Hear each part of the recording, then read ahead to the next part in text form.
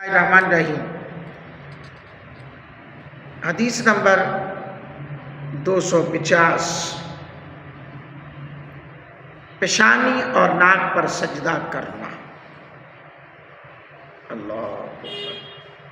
سجدے کے حوالے سے یہی معاملات، یہ موضوع چل رہا ہے، اور کتنا دیکھیں مختلف احادیث اور مختلف راویان نے اپنی اپنی محبت کا اظہار کیا تاکہ امت حضور کی کہیں بھٹک نہ جائے، جیسا کہ آج لوگ بھٹکتے پھر رہے ہیں۔ جی ہم تو بس اس چیز کو نہیں اس چیز کو مانتے، احادیث کو تو دیکھو، اور احادیث جو ہے یہ ہمارے پاس وسائل سے آئی ہیں، اور ہم کسی وسیلے کو نہ مانیں تو یہ ایسا نہیں ہو سکتا۔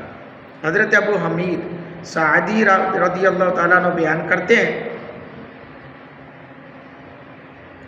نبی اکرم صلی اللہ علیہ وآلہ وصحبہ وسلم جب سجدے میں جاتے تو اپنی ناک اور پیشانی کو زمین پر جما کر رکھتے، جما کر ناک اور پیشانی کو، یعنی جمانا، ناک آپ کی یہ تھوڑی سی دب جائے،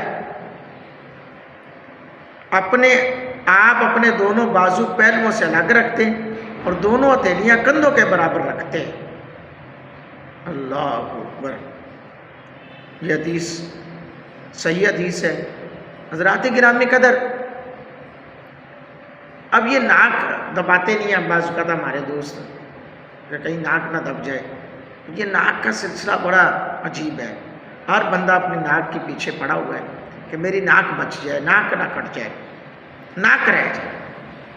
لیکن جب بندہ مرتا ہے نا تو سب سے پہلے ناک ڈھلکتی ہے۔ ہاں جی، سب سے پہلے ناک ڈھلک جاتی ہے۔ تو اس ناک کو زمین پہ دبا کے جما کے رکھا کرو سجدے میں جب جایا کرو، تاکہ قیامت کے دن یہ میرے لیے آپ کے لیے گواہی کا سبب بن سکے۔ اللہ رب العالمین کی بارگاہ اقدس میں دعائے جناب آپ نے اس حدیث کو سنا ہے، ان کے اہل و عیال کی سب کی کامل بخشش فرمائے، آمین۔